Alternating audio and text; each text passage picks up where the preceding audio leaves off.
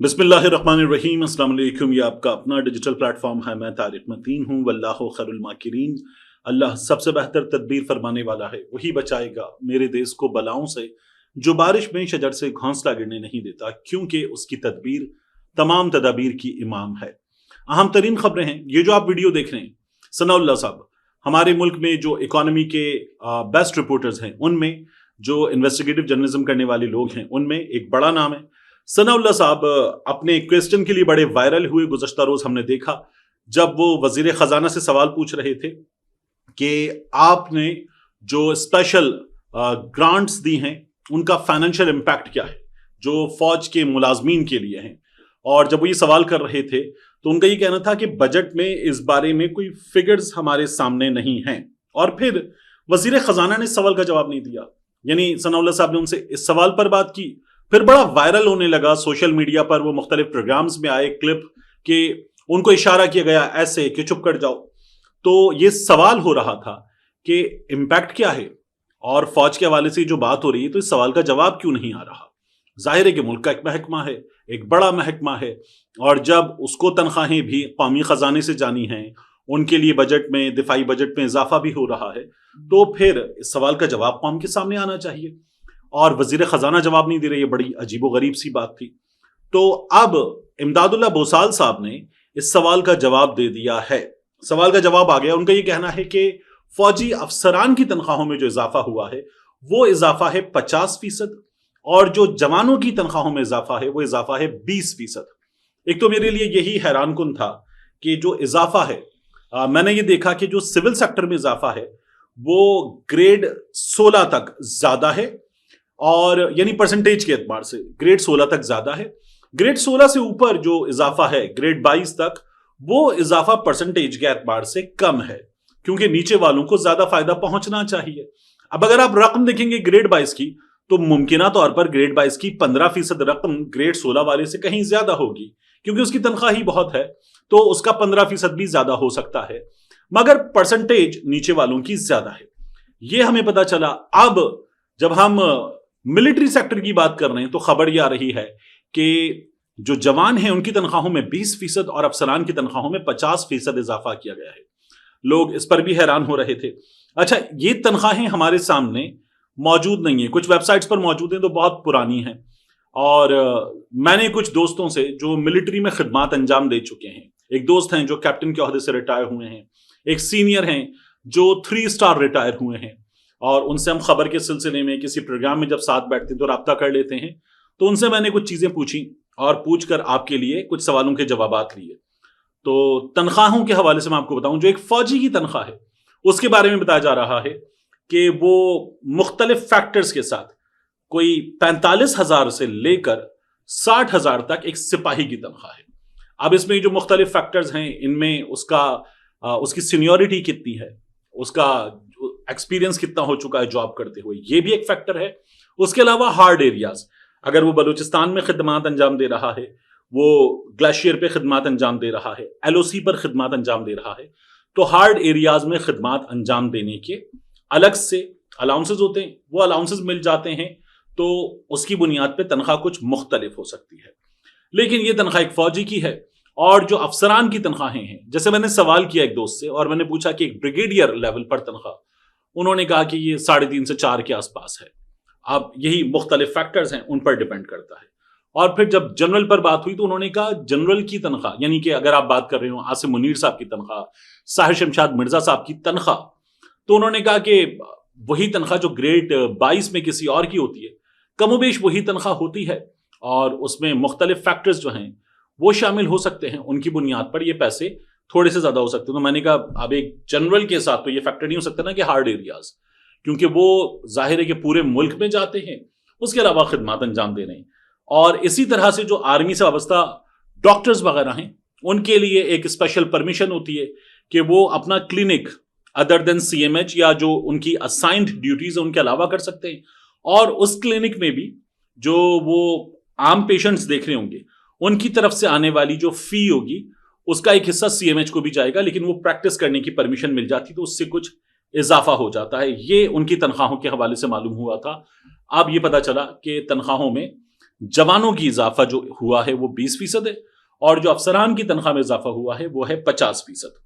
इस सवाल का जवाब सामने नहीं आ रहा था। मिलिट्री ब्यूरोक्रेसी की तनख्वाहों के बाद अगर बात करें सिविल ब्यूरोक्रेसी की, तो हमें पता यह चलता है कि 3 रियासती सुतून अदलिया, मुकन्नना, इंतजामिया, इनकी तनख्वाहों की अगर बात करें तो चीफ जस्टिस ऑफ पाकिस्तान, इनकी ग्रॉस सैलरी है 28,15,387 रुपए।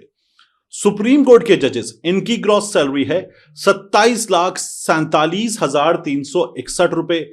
चीफ जस्टिस हाई कोर्ट्स, इनकी ग्रॉस सैलरी है 26,53,418। हाई कोर्ट्स जजेस जो हैं, इनकी ग्रॉस सैलरी है 26,06,000 रुपए। और ये सरकारी मुलाजमीन में सबसे ज्यादा तनख्वाहें हैं।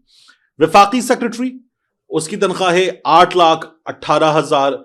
चीफ सेक्रेटरी, उसकी तनख्वाह है 14,01,000। आईजी, इनकी तनख्वाहें हैं 10,45,000 रुपए के करीब। जबकि अरकान कौमी असम्बली, इनकी तनख्वाह है 7,05,000। यही अरकान सेनेट की तनख्वाह है।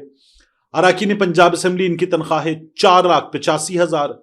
बलूचिस्तान असम्बली के अराकीन की तनख्वाह है 4,40,000। खैबर पख्तूनख्वा अराकीन असम्बली की तनख्वाह है 2,60,000। और सिंध असम्बली के अराकीन की ग्रॉस तनख्वाह है 1,55,000 रुपए। दूसरा, मियां नवाज शरीफ साहब ने जो भारत में तैयारा हादसा हुआ है इस पर ट्वीट किया है, और ट्वीट करके इजहार अफसोस, इजहार ताज़ियत किया है। नरेंद्र मोदी का नाम लिया है, और नरेंद्र मोदी का नाम लेके मियां साहब ने उनसे दिली हमदर्दी का इजहार किया, इस वाक़े पर अफसोस का इजहार किया। इस मामले पर और इसके अलावा कुछ ऐसी चीजें कि जिनसे हैरानी होती है कि हमारे यहां लोग क्या कर रहे हैं। कुछ सहाफी हैं, बाकायदा नून लीग से वाबस्ता सहाफी, वो खुशी का इजहार कर रहे थे कि ठीक है, इंडिया में एक तैयारा गिर गया और इन लोगों को कुछ आता नहीं है, तैयारे संभाल नहीं सकते, हादसा है। हमारे यहां भी एविएशन इंडस्ट्री में बड़े हादसे हुए हैं और दुनिया भर में होते हैं, और जब हादसा हो जाए तो उस हादसे के बाद अपना इंसान होना शो किया जाता है, और कभी भी ये नहीं किया जाता कि आप उस पर किसी के मर जाने पर खुशी का इजहार कर रहे हो। तो नामुनासिब बात है कि वो जंग में भी तैयारे गिरा रहे थे, वैसे भी तैयारे गिरा रहे, बहुत ही नामुनासिब बात है, अफसोसनाक है। तो ऐसे कुछ सहाफियों को मैंने देखा जिनको जाहिर है कि अम्बात हुई, ये हरकत करने पर फिटे मुंह कहा जा सकता है। लेकिन जो मियां नवाज शरीफ साहब का ट्वीट है ना, इस ट्वीट में कोई गलत बात नहीं है कि मियां साहब इजहार हमदर्दी करें, इजहार अफसोस करें, नरेंद्र मोदी का नाम लेके करें। जाहिर है कि वो जो जाने वहां गई हैं वो बताया जा रहा है कि 300 के आसपास है, तो बिल्कुल ठीक है, एक बड़ा लीडर ये करता है। लेकिन मियां नवाज शरीफ साहब से सवाल यह है कि जब इंडिया ने पाकिस्तान पर इल्जाम लगाया, आप गायब थे। जब इंडिया ने पाकिस्तान पर जंग मुसल्लत करने का ऐलान किया, आप गायब थे। इंडिया ने पाकिस्तान पर हमला कर दिया, आप गायब थे। इंडिया हमला करने के बाद 2 दिन ड्रोन्स वाले सीन में रहा, आप गायब थे। फिर उसके बाद उसने नूर खान एयरबेस, फिर रहीम यार खान में मुख्तलिफ इलाकों में धड़ाधड़ हमले कर दिए, आप गायब थे। हमारे यहां शहादतें हो गई, भोलारी पर हमला हुआ, शहादतें हो गई, आप गायब थे। और उसके बाद जब जंग खत्म हो गई, आसिम मुनीर साहब फील्ड मार्शल बन गए, आप आ गए कि मैं मुबारकबाद देता हूं, कामयाबी हासिल की है पाकिस्तान ने, मोदी का नाम आपके मुंह से नहीं निकला। तो फिर लोग सवाल तो पूछेंगे कि मियां साहब आप थे कहां जब हमारे यहां शहादतें हो रही थी, हम पे हमला हो रहा था, पूरा पाकिस्तान आप पे उंगली उठा रहा था कि आपके वहां कारोबारी मकासद हैं, वहां आपके मुफादात हैं, इसलिए आप खामोश हैं और आप चुप थे। जब जंग खत्म हो गई तो आपने एक शहबाज शरीफ साहब को मुबारकबाद दे दी, एयर चीफ साहब की बात कर ली, फील्ड मार्शल साहब की बात कर ली और आपने मुबारकबाद दे दी। नरेंद्र मोदी का नाम आप लोगों की जबान से नहीं निकला, और नरेंद्र मोदी वहां भारत में बैठ के वो आतंकियों की सेना, आतंकियों की सरकार सेना, सरपरस्त सेना, वो ये बातें कर रहा था। और मियां नवाज शरीफ साहब चुप थे, फौज के हक में बात करने को भी तैयार नहीं थे। अब जब यह हादसा हुआ है तो मियां साहब आपके इस ट्वीट पर कोई हैरानी नहीं है, लेकिन आपकी उस खामोशी पर फिर पशेमानी है कि आप इस मुल्क के 3 बार की वजीर आजम रहे हैं। आप तब थे कहां जब नरेंद्र मोदी ये सब कुछ कर रहा था? आप तब नरेंद्र मोदी का नाम लेकर अगर ललकार नहीं सके तो अब ये जो आप ट्वीट कर रहे हैं, इसलिए आपके खिलाफ बात की जा रही है। आप गायब थे। लोग सवाल कर रहे हैं कि आप थे कहां मियां साहब, आपको तब बात करनी चाहिए थी जब बात करने का मौका था। फिर ये जो खदशा जाहिर किया जा रहा था कि इमरान खान साहब के केस में होगा, वही हुआ। عمران خان صاحب سے رہنماؤں کو ملنے کی اجازت نہیں ملی اور ان کو وہی گورکھپور ناکے پر روک لیا گیا۔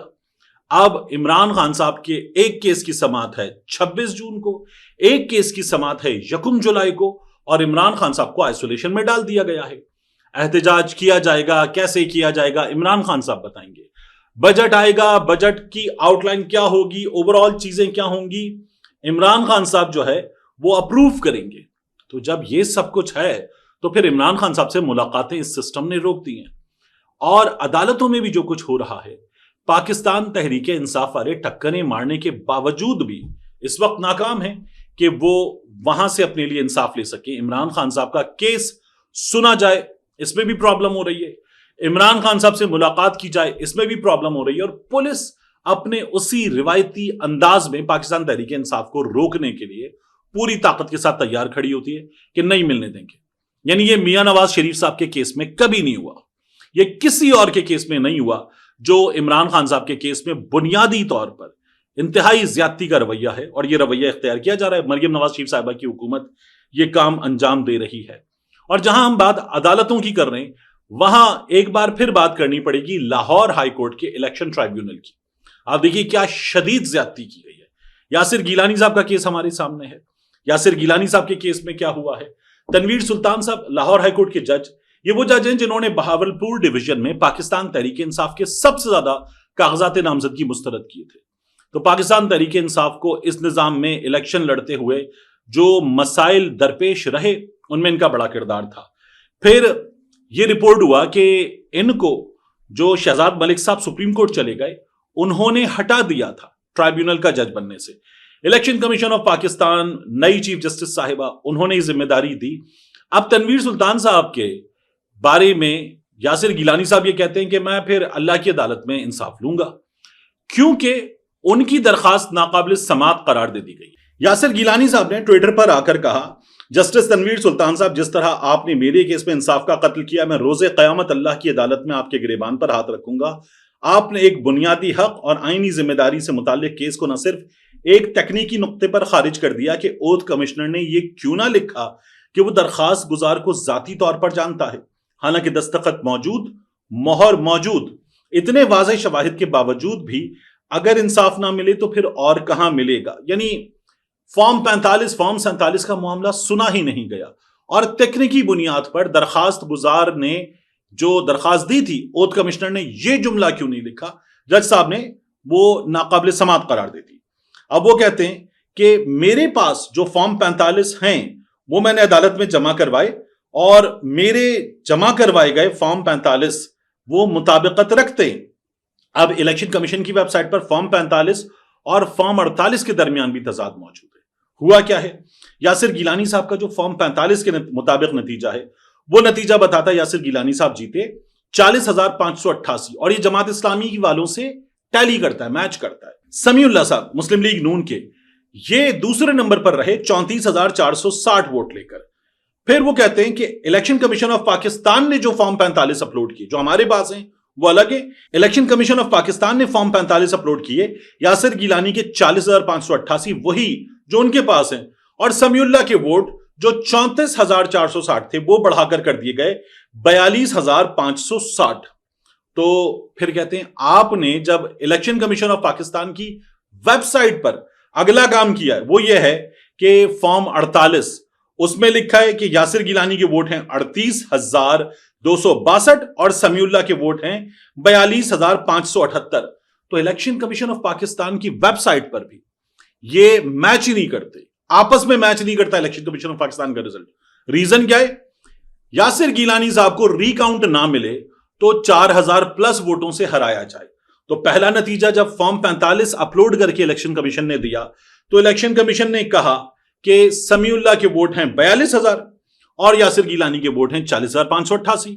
اور جب form 48 per election commission of Pakistan نے اپلوڈ کیا نتیجہ، تو وہاں لکھا کہ سمیع اللہ کے ووٹ ہیں 42,578، اور بڑھا دیے۔ اب یہ جو اور بڑھائے گئے اور ساتھ میں یاسر گیلانی کے ووٹ ہیں وہ اور کم کر دیے گئے 38,262۔ تو جج صاحب کو یہ دیکھنا چاہیے تھا کہ الیکشن کمیشن آف پاکستان کی ویب سائٹ پر اتنا بڑا فرق موجود ہے، یہ تمام تر چیزیں موجود وہاں عدالت میں، لیکن جج صاحب نے کہا اوتھ کمشنر نے یہ جملہ نہیں لکھا کہ وہ درخواست گزار یاسر گیلانی کو ذاتی طور پر جانتا ہے، اس لیے درخواست تکنیکی بنیادوں پر خارج۔ اب یاسر گیلانی صاحب کیا کر سکتے؟ یاسر گیلانی صاحب جائیں گے سپریم کورٹ آف پاکستان، 30 دن کا وقت ہے، اور وہاں جا کر انصاف مانگیں گے۔ مجھے جملہ یاد آتا ہے فیصل واوڈا کا، جنہوں نے کہا تھا یہ فارم 45 فارم 47 کی لڑائی لڑ لیں، 2-4 سیٹیں ان کو مل سکتی ہیں لیکن کچھ سیٹیں ان کی بھی چلی جائیں گی، تو پھر کیا ہوگا؟ اب یہ سسٹم ہمیں بتا رہا ہے کہ پاکستان تحریک انصاف کی 2-4 نہیں، 9 مئی کے کیسز میں ڈھیروں سیٹیں جائیں گی، اور پھر اس کے بعد سمبڑیال الیکشن کا ہمارے سامنے دوبارہ مظاہرہ کیا جا سکتا ہے۔ یہ پاکستان تحریک انصاف کے لوگوں کے اپنے خدشات ہیں۔ ملتے ہیں انشاءاللہ آپ سے اگلی ویڈیو میں۔